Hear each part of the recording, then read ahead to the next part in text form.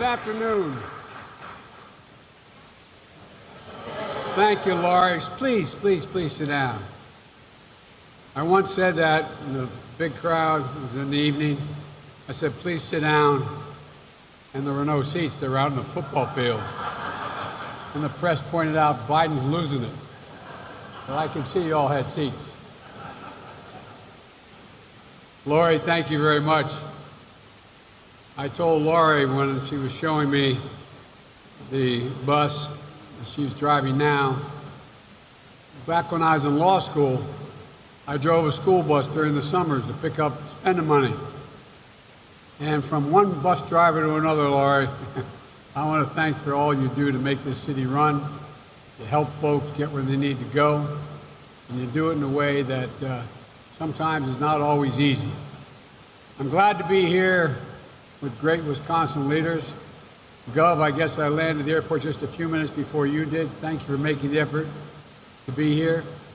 My good friend Tammy Baldwin, Senator Baldwin is here. Congressman Ron Kind is and Mom, thank you for raising a good kid.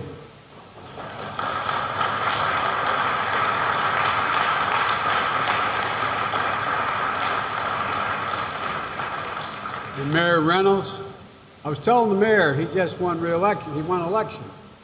And I said, you know, I always wonder about anybody who runs for mayor because it's the hardest job in American politics. They know where you live. You can't go to the grocery store. Why is that pothole still there? I get it. You don't even control that. But anyway, Mr. Mayor, thank you for your service. Thank you for willing to serve. I'm here in Wisconsin to celebrate a step forward for my country, our country. Talk a little bit about what it's going to mean for working families here in Wisconsin and across the nation. When I was sworn in 5 months ago, I pledged to put my whole soul into bringing America together. I said I was running for 3 reasons, the last one of which I said is to unite America. I admit it's difficult, and I think some of my friends in the press thought it was impossible. I still don't think it is, but because I believe that there's nothing we cannot do if we come together as a nation, Democrats and Republicans. And we're really divided on a whole range of things.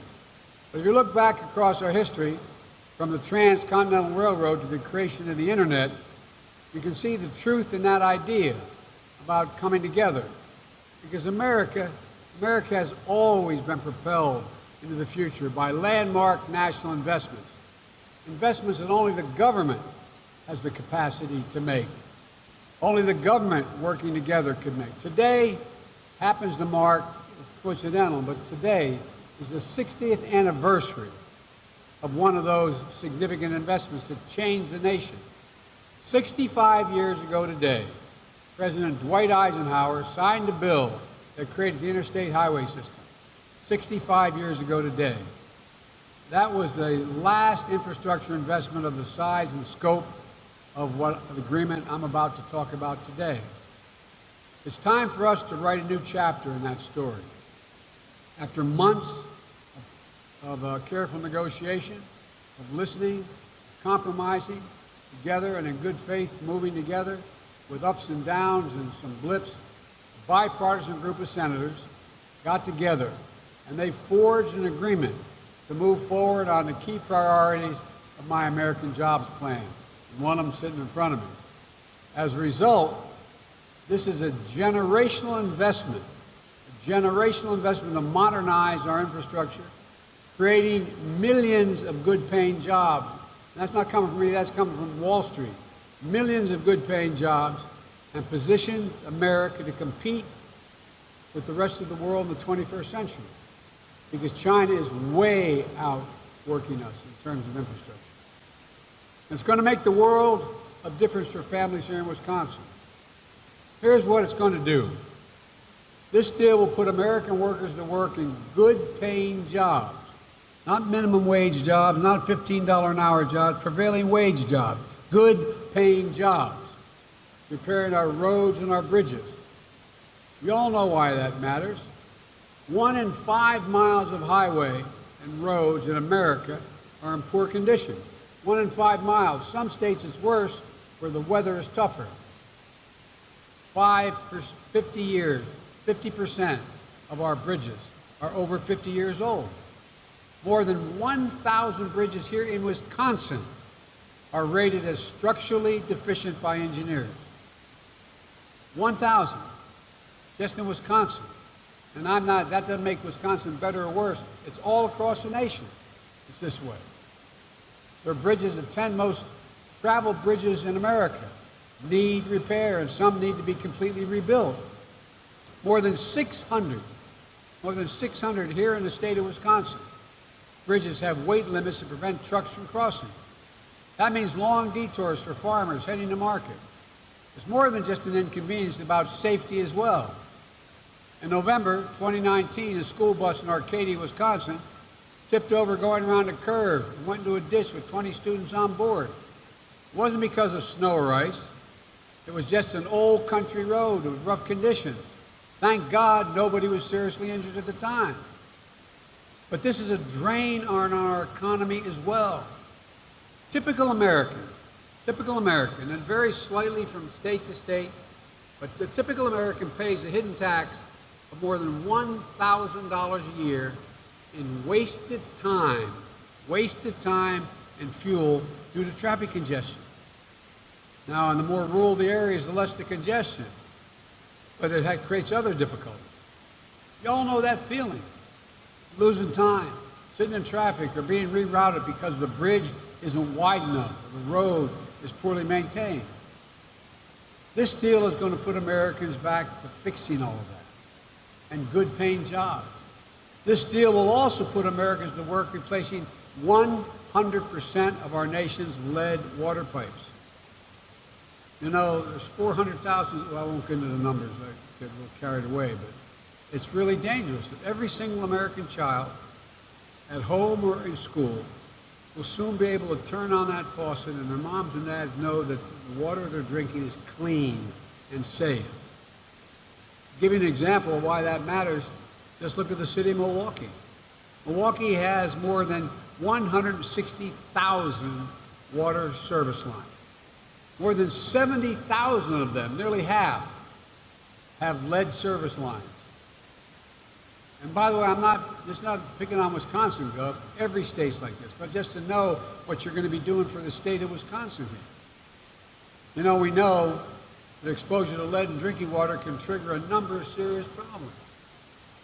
Even low levels of lead can cause behavioral and learning problems in children, impairing their growth. There are up to 10 million homes with lead pipe service lines and pipes. Children in up to 400,000 schools. 400,000 schools and child care facilities are at risk of exposure to lead. This deal contains the largest investment in clean drinking water and wastewater infrastructure in American history. This deal also provides something you're very familiar with in the island. Provides funding to get dangerous chemicals out of our water system, known as PFAs, or forever chemicals. This is a problem all across the country. And I know that you're feeling it right here in La Crosse County.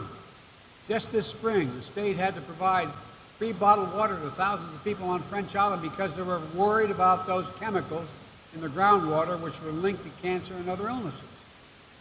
We'll pay for that. We'll get that done. We're also going to surge federal resources to help address the forever chemicals, not just here, but all across America. Unfortunately, Wisconsin is not unique in this problem. This deal will also put Americans to work building transmission lines, the largest investment in clean energy transmission in American history. Power outages cost the U.S. economy up to, now this is, you know, we know this, but until you add it up, it doesn't seem to be that big a deal. It cost the economy, Congressman, $70 billion annually. You hear me? Nationally, $70 billion annually. And as climate change induces extreme weather events more and more frequently, we need to make investments to build a more resilient grid to carry this electricity. Majority of the nation's grid is aging. Some components are over a century old, and 70% of the transmission and distribution lines are well into the second half of their lifespan. You saw what happened in Texas this winter. The entire system in the state collapsed. The entire system. So we have to act. This deal will modernize the power grid, be more energy efficient and resistant to extreme weather. Resilient against bad actors who try to hack and attack the grid, because I spent a lot of time in Europe trying to work on that. And it's going to strengthen and revitalize our natural infrastructure, like our coastlines and levees, while preparing our physical infrastructure for wildfires, floods, and other extreme weather. Anybody ever believe you'd turn on the news and say it was 116 degrees in Portland, Oregon? 116 degrees. But don't worry, there is no global warming. It doesn't exist. It's a figment of our imagination. Seriously. When a severe storm rolls in, like you had in some parts of the state just recently, the power is going to be less likely to go out. Town water systems will be able to withstand what happens if we once we make these investments. And as all of you know, America is one of the highest road fatality rates of anywhere in the industrial world. Let me say it again. The highest road fatality rates of any industrial nation in the world. Lost a wife and daughter and almost lost 2 sons. Look, our fatality rate is double the rate in Canada on a per capita basis. I bet every one of you here can tell me what the most dangerous intersections in your town are. I'll lay 8 to 5, no matter what the town is. Maybe you don't have many, but everybody knows what intersections are the most dangerous. When you're teaching your kid to drive, what do? You tell them, no, don't go down that road. When you come home, I'm being deadly earnest. When you come home the other way. Well, guess what? We got an agreement to invest $11 billion to help cities and locales reduce crashes and fatalities in their community, especially for cyclists and pedestrians, which are increasing significantly. This deal is going to more than double the funding directed to state and local programs that improve the safety of people and vehicles, including highway safety, truck safety, pipeline and hazard material safety. I won't even get into this now, but you know, we have thousands of miles of pipeline. The vast majority of those pipes are 60 years or older. Some of them more than 80 years old. A lot of them are leaking. This is the United States of America, for God's sake. What are we not doing? This deal also help high-speed internet and make sure it's available to every American home, including 35% of rural families who currently go without it. As of last spring, more than 82,000 children here in Wisconsin, which prides itself on its education, didn't have reliable internet access at home. Think about that year and year of remote schooling, when so many of our needs and our connections were forced to move online. Tens of thousands of Wisconsin kids got left behind. Did you ever think here in America that kids would have to sit in a fast food parking lot just to do their schoolwork and homework because they could connect online? Not a joke. Ask any mom who has kids in school or dad who's taking care of them. No child should have to do that. And no farmer here in Wisconsin should lose business because they don't have reliable connection to the internet, no one to buy, no one to sell, and know what's going on. You know, back in 1936, the federal government brought electricity to nearly every home and farm in America and spread the opportunity out for cities in every part of the country. It changed the lives and fortunes of thousands and thousands of homeowners, thousands of hometowns, and millions of American families. And it set the stage for a massive, sustained economic boom that would follow World War II. High-speed internet is the equivalent of that today. It's an equivalent of that. It isn't a luxury. It's now a necessity, like water and electricity. And this deal would provide for it for everyone, while bringing down the cost of internet service across the board. This deal has also put Americans to work through a first-ever national effort to install electric vehicle charging stations. 500,000 charging stations nationwide along our highways and in rural and disadvantaged communities as well. Think about what that could mean to the American auto worker and the future of electric vehicles. China is going full bore. They're providing more electric vehicles than any nation in the world. You know, it used to be, when I first got to the United States Senate, actually in the 60s, when I was getting out of late 60s, getting out of law school, what happened? We invested more in R&D and investment in manufacturing than any nation in the world. Now we're number 8 in the world. China used to be number 9. Now they're number 2 in the world. And when you build a charging station, it spurs even more investment and more infrastructure around it. The local convenience store, the local hamburger place. You know, think about, nobody's old enough, but my dad used to tell me, because he worked back in the days for the American Oil Company. They came along with the combustion engine. You needed to be able to put gas in the engine. In the car, the tank. Well, guess what? You had to build gas stations. One of my dad's jobs, my grandpa Biden's job, was to go from city to city, convincing them it was okay to bury these great big tanks with gasoline in it. And entire communities grew up around it. Well, this is exactly what we have to do with regard to electric vehicles. This deal is also going to help our cities, our towns, our school districts deploy electric buses. 35,000 electric school buses are accounted for. And there are about 475,000 school buses in this country. 95% of them, like the ones you had here. Is he okay, honey? Sure. He took a little bit of a tumble. 95% of them run on diesel. So every day, more than 25 million kids and thousands of bus drivers breathe polluted air on the way to and from school. Diesel air pollution is linked to asthma and other health problems. It hurts communities. It causes students to get sick and miss time in school. We owe it to our kids to clean up the school buses, and this deal will help do just that.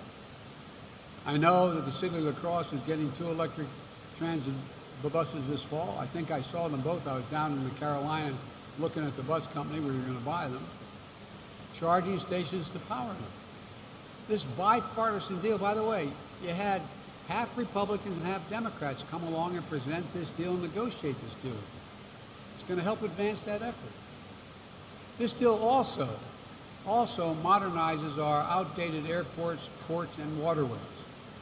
That means fewer delays that drain away so much money from families and from businesses. There's no good reason why that zero of the top 25 airports in the world are American. 0. Not one in the United States of America. This deal will put Americans to work through long overdue national environmental cleanups. It means good paying jobs, capping hundreds of thousands of abandoned oil and gas wells that need to be cleaned up and capped. Methane leaks, protecting the health of our communities, making the same money it took to dig that well. There's thousands of them. Not to mention, this deal represents the largest investment in American passenger rail and in freight rail since the creation of Amtrak. Now I know I'm Mr. Amtrak. I've traveled over 2 million miles in Amtrak. I commuted every day. I get it. I know you think I'm nuts. But after my wife and daughter were killed, I decided to commute back and forth to Delaware. It was a 257-mile round trip. I'll tell you a real quick story. I shouldn't bore you with it, but you know, the Secret Service, they're the best in the world, doesn't like you taking Amtrak. It stops too many times on the train. They want me flying home, and small jets are available as vice president. But that costs a lot of money, so I would go home on Fridays because my mom was passing away. I'd go home on Amtrak. And they keep fastidious record of the miles you travel in America in an Air Force aircraft as president and vice president. And toward the end of my term, headline came out in all the papers, Biden travels, I think it was 1.3 or 1.7 million miles on Air Force planes. And so I'm getting on the train on that Friday, and these guys all became my family, all the conductors. And a guy named Angelo Negri came up, and he goes, "Joey, baby!" grabs my cheek like that. And I thought they were going to shoot him. I really did. I said, no. He's a friend. He's like, what the hell? And he said, "Big deal, Joey. 1 million, whatever it was, 300,000 miles. You know how many miles you travel on Amtrak, Joey?" And I said, "No, Ange, I know." And he said, "That retirement dinner, we calculated it. We estimated 127 days a year, 250 miles back and forth, 36 years. Then as vice president, Joey, you travel more on Amtrak." Well, and when they named the station after me in my city, someone complained that Biden was using his influence. I said, hell, they should name the whole Northeast Corridor after me, more than anybody else. But all kidding aside, studies show that you can get to your destination in the same amount of time or less on rail than you can by car. People will take rail. And Gub, you know this better than anybody. Imagine if you could get from La Crosse to Chicago in 2 hours instead of 4.5. That's what this would allow us to build the capacity to do. And besides, it would not only make your travel easier, I don't know why I'd go to Chicago, but all kidding aside, it would reduce the largest source of pollution in America, vehicle travel. We aren't just tinkering around the edges here. We're going to invest $66 billion in rail to eliminate backlogs, bring world-class rail service to areas outside the Northeast. Here in Wisconsin, we'll add new stops in Green Bay, Madison, and Eau Claire. This deal also makes the largest investment in public transit in American history. A whole lot of people here in Wisconsin depend on public transportation, like the bus system here in La Crosse, to get to work, to school, to get around. Because of this deal, it'll be easier, quicker, cleaner, more frequent, and more reliable. More transit options mean more people can access good jobs as well. One study found that it leads to higher wages for workers because businesses can attract more customers with the rail. This bipartisan breakthrough is a great deal for the American people. Not just for folks in cities, not just for red states or blue states, but for everybody. The jobs that are going to be created here, largely will be those for blue-collar workers, the majority of whom will not have to have a college degree to have those jobs. A lot of those folks are being left behind now. The guys who grew up in Scranton and Claymont are being left behind. This is the answer for good-paying jobs. Jobs not just in our biggest cities along our coast, but in small towns across the country. So families can build wealth and opportunity in rural hometowns and don't have to leave when they're grown up. I've said it all along. This is a blue-collar blueprint to rebuild America. And long before families in Wisconsin are going to see the benefits firsthand. Look, I'm always quoting my dad because he was smart and I loved him. My dad used to say, "Joey, a job's about a lot more than a paycheck. It's about your dignity. It's about respect. It's about your place in the community." I mean, he really would say this when he lost everything in Scranton and we had to move down to Claymont, Delaware, a little steel town. And he said, and this deal is going to deliver a breathing room. All he said was, all you want as a middle-class person is just have a little bit of breathing room. Not just a little bit of breathing room. That's why we got to build this economy from the bottom up and the middle out, not trickle down. Creating good paying jobs with dignity and jobs that cannot be outsourced. And critically, we're going to get it all done without raising taxes on a single American earning less than $400,000. Now, all of you making over $400,000, I love you. But I don't mind a little bit if your taxes go up a little bit. But all kidding aside, I made a commitment. I would not support anything that raised a penny in tax and someone making under 400 grand. And that means in this bill, there is no gas tax. Working families have already paid enough. Instead, we're going to pay for these investments in part by giving the Internal Revenue Service the resources it needs to collect taxes on the wealthiest Americans who owe but are currently not paying under the existing tax rules. And by the way, it's not done by, these are done by conservative economists and liberal economists. It cracks down on tax cheats, not just hardworking middle-class Americans. And there's a lot of important investments in this deal that are long overdue. Economists of all stripes agree that it's going to create good jobs and dramatically strengthen our economy in the long run. It makes it easier for businesses to seamlessly transport their goods. It makes it easier for workers to more easily access job opportunities. But the reason this agreement matters so much is about what it represents. This deal isn't just the sum of its parts. It's a signal to ourselves and to the world that American democracy can come through and deliver for all our people. We can't be united. I just met with the G7. I just met with all of NATO. I just met with Putin. The autocrats think that democracy can't keep up with autocrats. Not a joke. But as living proof, we can still come together in this country and accomplish something big and transformational. I know that neither the Democrats nor Republicans get everything they want in this agreement. It's not all that I propose. But that's what our economy is all about. That's what it means to compromise and reach consensus. And that's what in the heart of every democracy. And we can't give up on what we keep finding ways to come together. Because every time we negotiate in good faith and come together and get something big done, we break a little more of the ice. It too often keeps us frozen in place and prevents us from solving the real problem people are facing. Let me be clear. There's much more to do. And I'm going to continue to fight for more. I'm going to keep working with Congress to pass even more of my economic agenda so we can keep building an economy from the bottom up and the middle out. As we bring home key parts of my American Jobs Plan, I'm going to make the case, and I told this to the negotiators, I'm going to continue to make the case that critical investments are still needed, including those in my family plan, American Family Plan. Maybe the most important among them is extending the child tax credit, which will significantly benefit middle-class and working folks. Let me explain what that is. Pretty soon, taxpayers in America are going to get a significant check back from the IRS.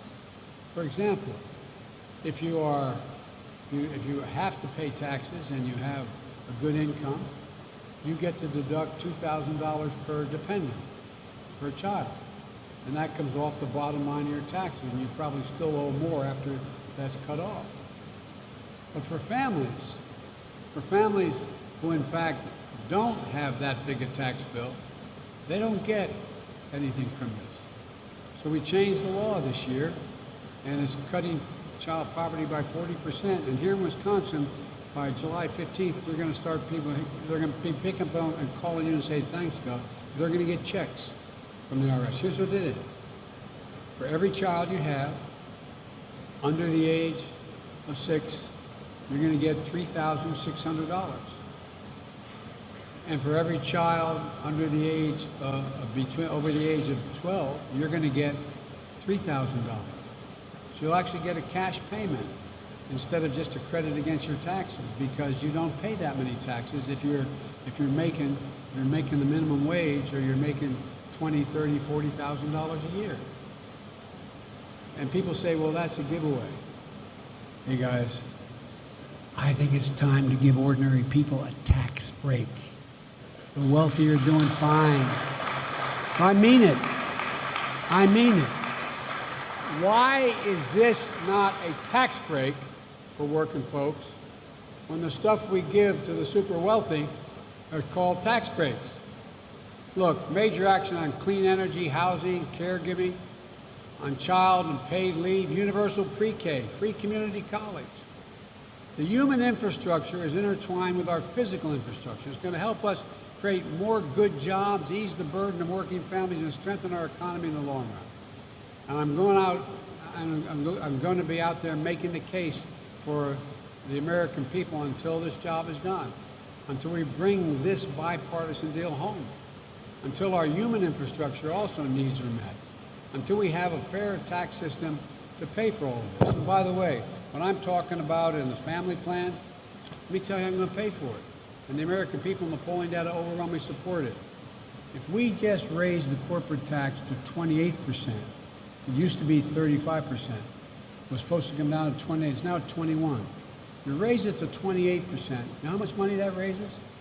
$1.4 trillion.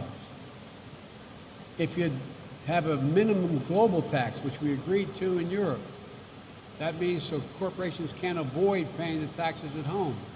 That would generate in America $385 billion. If you end deductions for foreign corporations who ship their profits out of the United States, that raises $260 billion in these tax havens. You know, there are 30 corporations in America, the Fortune 500, making billion. I come from the corporate capital of the world, Delaware. Not a joke. More corporations are incorporated in Delaware than all the rest of America combined. Okay? Well, guess what? 15 of the Fortune 500 companies last year paid 30 zero taxes. They made billions of dollars, paid not a penny in tax, not a single cent. I'm not trying to punish anybody. I'm just saying let's be fair. If you just set up a minimum tax, you had to pay at least 15% of your earnings as a corporation. That alone would raise $230 billion. The point is, I have never had a reputation of being someone who's out there trying to just out-tax people. But here's the deal, folks. I think it's about time there be fairness in taxes. I don't want you paying more than your share. But the tax cut that was passed under Trump for $2 trillion, not a penny of which was paid for, where'd it go? Over 80% of it went to the top 1/4 of 1%. I think you should be able to be a billionaire. I think you should be able to be a millionaire. But for God's sake, at least pay. Pay your fair share. Pay your fair share. Folks, a lot of work ahead to finish the job I've just outlined. There'll be more disagreements to resolve, more compromises to forge along the way. But today, the American people can be proud. The Democrats and Republicans, families here in Wisconsin can be proud. Congress can be proud because this country came together, forged a bipartisan deal that a lot has to do with your state, your senator, that delivers for everybody. We've shown the world, and just as importantly, we've shown ourselves that American democracy can come through. There's nothing beyond our capacity when we come together as one nation. So thank you, Wisconsin. Thank you all for who you are and what you do. May God bless you all, and may God protect our troops. Thank you.